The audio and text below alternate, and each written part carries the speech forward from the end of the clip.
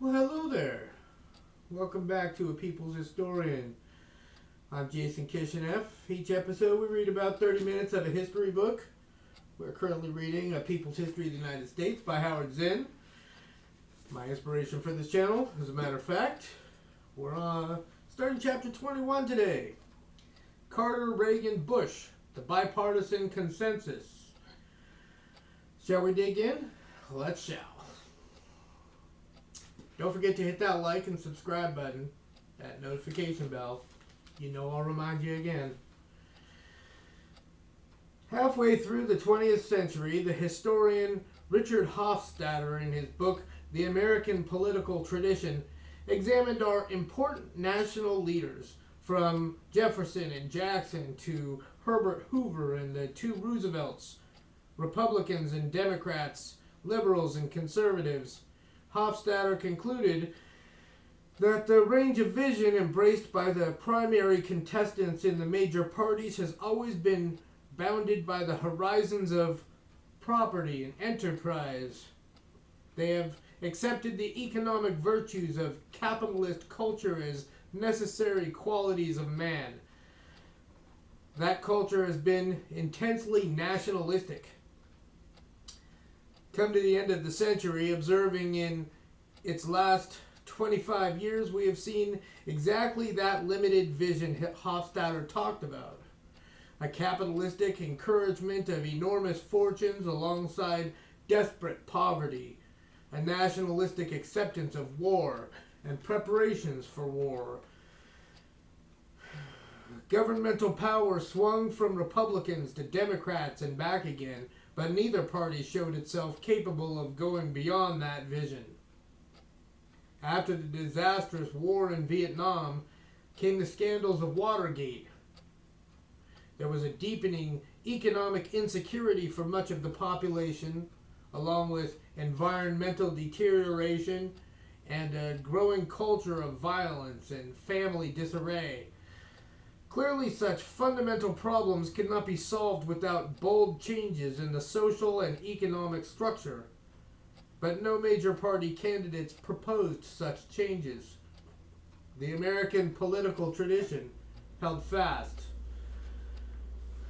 In recognition of this, perhaps only vaguely conscious of this, voters stayed away from the polls in large numbers, or voted without enthusiasm. More and more they declared, if only by non-participation, their alienation from the political system. In 1960, 63% of those eligible to vote voted in the presidential election. By 1976, this figure had dropped to 53%. In a CBS News and New York Times survey, over half of the respondents said that public officials didn't care about people like them. A typical response came from a plumber.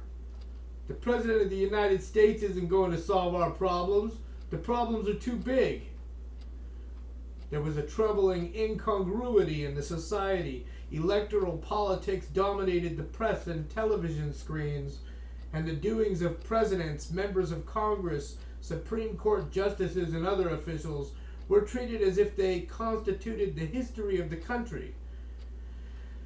Yet there was something artificial in all this, something pumped up, a straining to persuade a skeptical public that this was all, that they must rest their hopes for the future in Washington politicians, none of whom were inspiring, because it seems that behind the bombast, the rhetoric, the promises, their major concern was their own political power. Sound familiar? The distance between politics and the people was reflected clearly in the culture, in what was supposed to be the best of the media, uncontrolled by corporate interest, that is, in public television, is public in italics. The public was largely invisible. On the leading political forum on public television, the nightly McNeil-Lehrer report, the public was uninvited, except as viewer of an endless parade of congressmen, senators, government bureaucrats, experts of various kinds. On commercial radio, the usual narrow band of consensus, excluding fundamental criticism, was especially apparent. In the mid-1980s, with Ronald Reagan as president, the fairness doctrine of the Federal Communications Commission, requiring airtime for dissenting views, was eliminated. By the 1990s, talk radio had perhaps 20 million listeners, treated to daily tirades from right-wing talk show hosts. He has hosts in quotes, with left-wing guests uninvited. That would have been interesting if Rush Limbaugh had a left-wing co-host. A citizenry disillusioned with politics and with what pretended to be intelligent discussions of politics turned its attention, or had its attention turned, to entertainment, to gossip, to 10,000 schemes for self-help. Those at its margins became violent, finding scapegoats within one's group, as with poor black on poor black violence, or against other races, immigrants, demonized foreigners, welfare mothers, minor criminals, standing in for untouchable major criminals. There were other citizens, those who tried to hold on to ideas and ideals still remembered from the 60s and early 70s, not just by recollecting, but by acting. Indeed, all across the country there was a part of the public, unmentioned in the media, ignored by political leaders, energetically active in thousands of local groups around the country. These organized groups were campaigning for environmental protection, or women's rights, or decent health care, including anguished concern about the horrors of AIDS, or housing for the homeless, or against military spending. This activism was unlike that of the 60s, when the surge of protest against race segregation and war became an overwhelming national force. It struggled uphill against callous political leaders trying to reach fellow Americans, most of whom saw little hope in either the politics of voting or the politics of protest. Also sound familiar? The presidency of Jimmy Carter, covering the years... YouTube's gonna ban me for sure. Hit that notification bell. They're gonna unsubscribe you. The presidency of Jimmy Carter, covering the years 1977 to 1980. Remember, he would have won the 76 election, but had been inaugurated at the beginning of 77. 77 to 80, President Carter seemed an attempt by one part of the establishment that represented in the Democratic Party to recapture a disillusioned citizenry. But Carter, despite a few gestures towards black people and the poor, despite talk of human rights abroad, remained within the historic political boundaries of the American system, protecting corporate wealth and power, maintaining a huge military machine that drained the national wealth, allying the United States with right-wing tyrannies abroad. So many folks don't remember the Carter presidency like this. This is what happened. Carter seemed to be the choice of the international group of powerful influence wielders, the Trilateral Commission. Now I want to be clear. I love President Carter. I think he's a great ex-president. But this is what his presidency was like. Two founding members of the commission, according to the Far Eastern Economic Review, David Rockefeller and Zbigniew Brzezinski, thought Carter was the right person for the presidential election of 1976, given that the Watergate-plagued Republican Party was a sure loser. Carter's job as president, from the point of view of the establishment, was to halt the rushing disappointment of the American people with the government, with the economic system, with disastrous military ventures abroad. In his campaign, he tried to speak to the disillusioned and the angry. His strongest appeal was to blacks, whose rebellion in the late 1960s was the most frightening challenge to authority since the labor and unemployed upsurges in the 30s.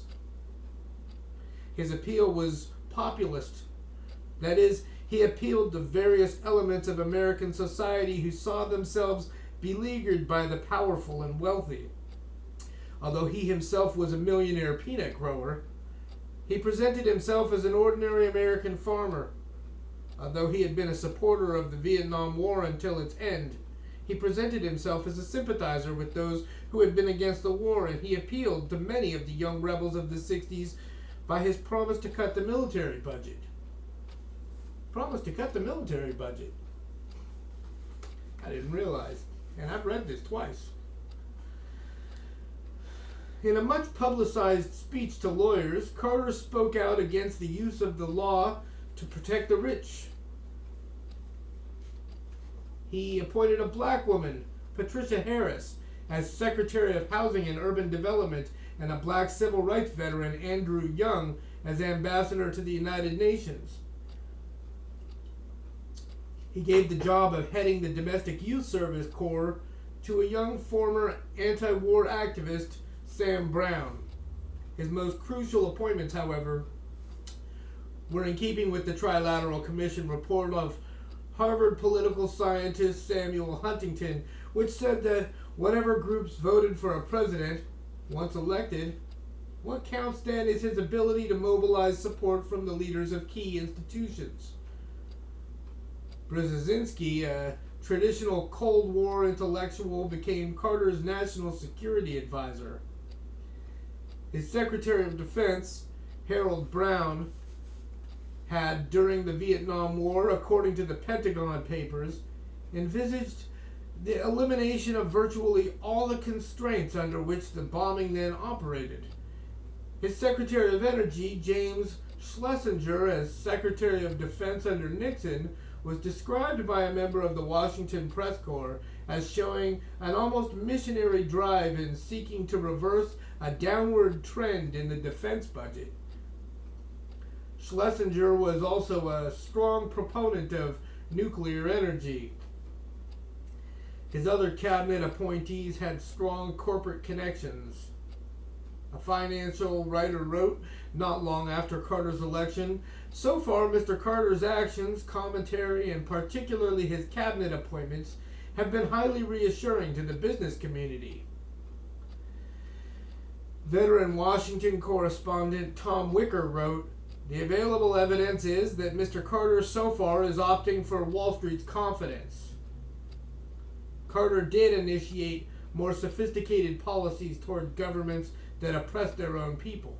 He used United Nations Ambassador Andrew Young to build up goodwill for the United States among the black African nations and urged that South Africa liberalize its policies towards blacks. A peaceful settlement in South Africa was necessary for strategic reasons.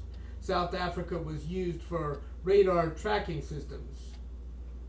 Also, it had important U.S. corporate investments and was a critical source of needed raw materials, diamonds especially. Diamonds especially. It's all about the money. Money, money, money. Therefore, what the United States needed was a stable government in South Africa. The continued oppression of blacks might create civil war. The same approach was used in other countries, combining practical strategic needs with the advancement of civil rights. But because the chief motivation was practicality, not humanity, there was a tendency toward token changes, as in Chile's release of a few political prisoners. When Congressman Herman Badillo introduced in Congress a proposal that required the U.S. representatives to the World Bank and other international financial institutions to vote against loans to countries that systematically violated essential human rights by the use of torture or imprisonment without trial, Carter sent a personal letter to every congressman urging the defeat of this amendment. It won a voice vote in the House, but lost in the Senate. I'm going to read that whole thing again because it's really important. When Congressman Herman Badillo introduced in Congress a proposal that required the U.S. representatives to the World Bank and other international financial institutions to vote against loans to countries that systematically violated essential human rights by the use of torture or imprisonment without trial, Jimmy Carter sent a personal letter to every congressman urging the defeat of that amendment. Under Carter, the United States continued to support, all over the world, regimes that engaged in imprisonment of dissenters, torture, and mass murder in the Philippines, in Iran, in Nicaragua, and in Indonesia, where the inhabitants of East Timor were being annihilated in a campaign bordering on genocide. The New Republic magazine, presumably on the liberal side of the establishment, commented approvingly on the Carter policies. American foreign policy in the next 4 years will essentially extend the philosophies developed in the Nixon-Ford years. This is not at all a negative prospect. There should be continuity. It is part of history. Carter had presented himself as a friend of the movement against the war, but when Nixon mined Haiphong Harbor and resumed bombing of North Vietnam in the spring of 1973, Carter urged that... I can't do a Jimmy Carter impression. Carter urged that we give President Nixon our backing and support, whether or not we agree with specific decisions. Once elected, Carter declined to give aid to Vietnam for reconstruction, despite the fact that the land had been devastated by American bombing.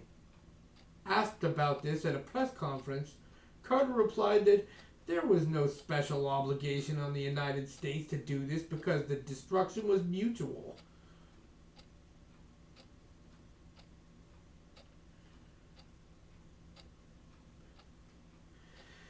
Considering that the United States had crossed half the globe with an enormous fleet of bombers and 2 million soldiers, and after 8 years left a tiny nation with over 1 million dead and its land in ruins, this was an astounding statement. It really is an astounding statement. One establishment intention, perhaps, was that future generations see the war not as it appeared in the Defense Department's own Pentagon papers, as a ruthless attack on civilian populations for strategic military and economic interests, but as an unfortunate error. Shucks. What an error. Noam Chomsky, one of the leading anti-war intellectuals during the Vietnam period, looked in mid-1978 at how the history of the war was being presented in the major media, and wrote that they were destroying the historical record and supplanting it with a more comfortable story, reducing lessons of the war to the socially neutral categories of error, ignorance, and cost. The Carter administration clearly was trying to end the disillusionment of the American people after the Vietnam War by following foreign policies more palatable, less obviously aggressive. Hence the emphasis on human rights, the pressure on South Africa and Chile to liberalize their policies. But on close examination, these more liberal policies were designed to leave intact the power and influence of the American military and American business in the world. The renegotiation of the Panama Canal Treaty with the tiny Central American Republic of Panama was an example. The canal saved American companies $1.5 billion a year in delivery costs, and the United States collected $150 million a year in tolls, out of which it paid the Panama government $2.3 million, while maintaining 14 military bases in the area.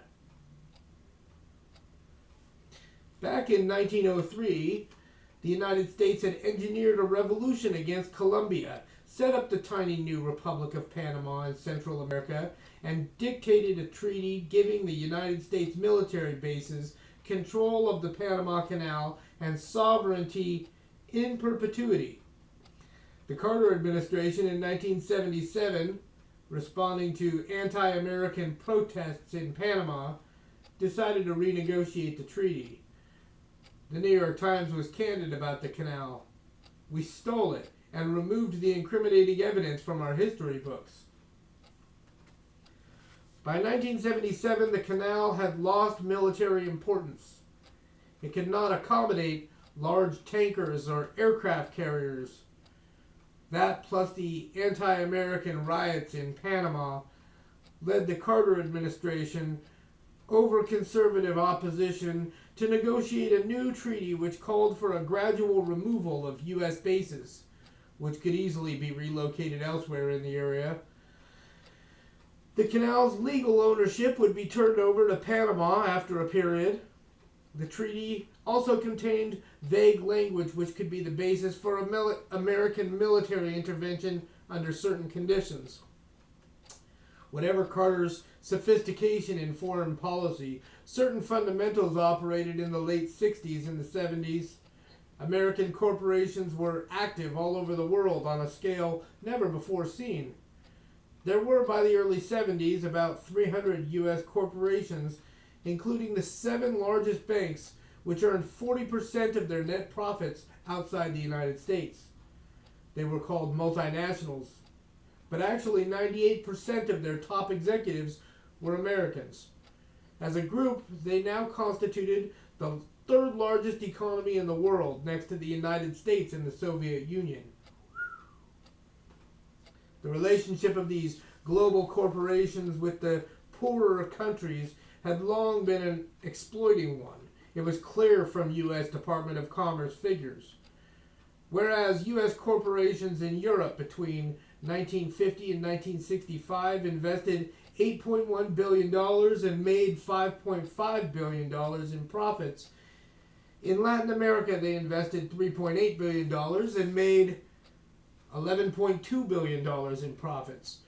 And in Africa, they invested $5.2 billion and made $14.3 billion in profits. It was the classical imperial situation, where the places with natural wealth became victims of more powerful nations whose power came from that seized wealth. American corporations depended on the poorer countries for 100% of their diamonds, coffee, platinum, mercury, natural rubber, and cobalt. They got 98% of their manganese from abroad, 90% of their chrome and aluminum, and 20 to 40% of certain imports. Platinum, mercury, cobalt, chrome, manganese came from Africa. And 20 to 40% of certain imports came from Africa. Got it. 20 to 40% of their import. Another fundamental of foreign policy, whether Democrats or Republicans were in the White House, was the training of foreign military officers. The Army had a School of the Americas in the Canal Zone, from which thousands of military leaders in Latin America had graduated.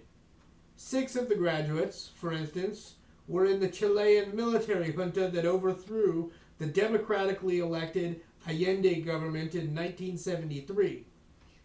The American commandant of the school told a reporter, "We keep in touch with our graduates and they keep in touch with us."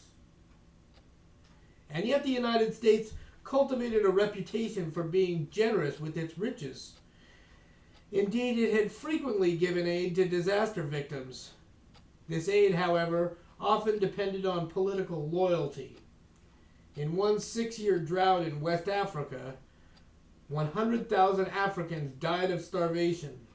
A report by the Carnegie Endowment said the Agency for International Development, AID, of the United States had been inefficient and neglectful in giving aid to nomads in the Sahel area of West Africa, an area covering 6 countries. The response of aid was that those countries had no close historical, economic, or political ties to the United States. In early 1975, the press carried a dispatch from Washington. Secretary of State Henry A. Kissinger has formally initiated a policy of selecting for cutbacks in American aid those nations that have sided against the U.S. in votes in the United Nations. In some cases, the cutbacks involved food and humanitarian relief.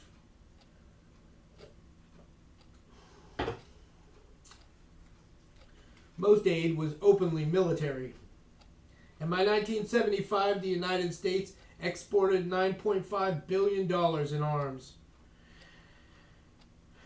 The Carter administration promised to end the sale of arms to repressive regimes, but when it took office, the bulk of the sales continued, and the military continued to take a huge share of the national budget. When Carter was running for election, not re-election, he told the Democratic Platform Committee, "Without endangering the defense of our nation or commitments to our allies, we can reduce present defense expenditures by about $5 to $7 billion annually." But his first budget proposed not a decrease but an increase of $10 billion for the military. Indeed, he proposed that the U.S. spend $1,000 billion, $1 trillion, in the next 5 years on its military forces. And the administration had just announced that the Department of Agriculture would save $25 million a year by no longer giving free second helpings of milk to 1.4 million needy school children who got free meals in school. Carter the ex-president is twice the man that Carter the president was. If Carter's job was to restore faith in the system, here was his greatest failure: solving the economic problems of the people. The price of food and the necessities of life continued to rise faster than wages were rising. Unemployment remained officially at 6 to 8%. Unofficially, the rates were higher. For certain key groups in the population, young people and especially young black people, the unemployment rate was 20 to 30%. It soon became clear that blacks in the United States, the group most in support of Carter for president, were bitterly disappointed with his policies. He opposed federal aid to poor people who needed abortions, and when it was pointed out to him that this was unfair because rich women could get abortions with ease, he replied, "Well, as you know, there are many things in life that are not fair, that wealthy people can afford and poor people cannot." Carter's populism was not visible in his administration's relationship to the oil and gas investors' interests. It was part of Carter's energy plan to end price regulation of natural gas for the consumer. The largest producer of natural gas was Exxon Corporation, and the largest blocks of private stock in Exxon were owned by the Rockefeller family. Early in Carter's administration, the Federal Energy Administration found that Gulf Oil Corporation had overstated by $79.1 million its cost for crude oil obtained from foreign affiliates. Now, I keep saying this, I'm going to say it again. You got to remember, $79.1 million was more money then than it is now, and it's a lot of money now. It then passed on these fall costs to consumers. In the summer of 1978, the administration announced that a compromise had been made with Gulf Oil, in which Gulf agreed to pay back $42.2 million. Gulf informed its stockholders that the payments will not affect earnings since adequate provision was made in prior years. Oh, that's so good and nice. The lawyer for the Energy Department who worked out the compromise with Gulf said it had done so to avoid a lengthy and costly lawsuit. Would the lawsuit have cost $36.9 million dropped in the compromise? Would the government have considered letting off a bank robber without a jail term in return for half the loot? The settlement was a perfect example of what Carter had told a meeting of lawyers during his presidential campaign, that the law was on the side of the rich. But we know that. The fundamental facts of maldistribution of wealth in America were clearly not going to be affected by Carter's policies any more than by previous administrations, whether conservative or liberal. According to Andrew Zimbalist, an American economist writing in Le Monde Diplomatique in 1977, the top 10% of the American population had an income 30 times that of the bottom tenth. The top 1% of the nation owned 33% of the wealth. The richest 5% owned 83% of the personally owned corporate stock. The 100 largest corporations, despite the graduated income tax that misled people into thinking the very rich paid at least 50% in taxes, paid an average of 26.9% in taxes, and the leading oil companies paid 5.8% in taxes. International Revenue Service figures for 1974. Oh, those are the International Revenue Services figures for 1974. Indeed, 244 individuals who earned over $200,000 paid no taxes. In 1979, as Carter weekly proposed benefits for the poor and Congress strongly turned them down, a black woman, Marion Wright Edelman, director of the Children's Defense Fund in Washington, pointed to some facts. 1 of every 7 American children, 10 million altogether, had no known regular source of primary health care. 1 of every 3 children under 17, 18 million altogether, had never seen a dentist. Never seen a dentist. In an article on the New York Times op-ed page, she wrote, "The Senate Budget Committee recently knocked off $88 million from a modest $288 million administration request to improve the program that screens and treats children's health problems. At the same time, the Senate found $725 million to bail out Litton Industries and to hand to the Navy at least 2 destroyers ordered by the Shah of Iran." Carter approved tax reforms which benefited mainly the corporations. Economist Robert Lachman, writing in The Nation, noted the sharp increase in corporate profits, 44%, in the last quarter of 1978 over the previous year's last quarter. He wrote, "Perhaps the president's most outrageous act occurred last November when he signed into law an $18 billion tax reduction, the bulk of whose benefits accrue to the affluent individuals and corporations." I think that we're running a little bit long, so I'm just going to call it the end of the episode, and we'll pick it up in the next episode. Thank you for joining me. I hope you did enjoy the reading. If you did, please hit the like and subscribe button. Hit that notification bell, because YouTube hasn't been known to unsubscribe people. Gotta keep saying it. Thanks for joining me. See you next time.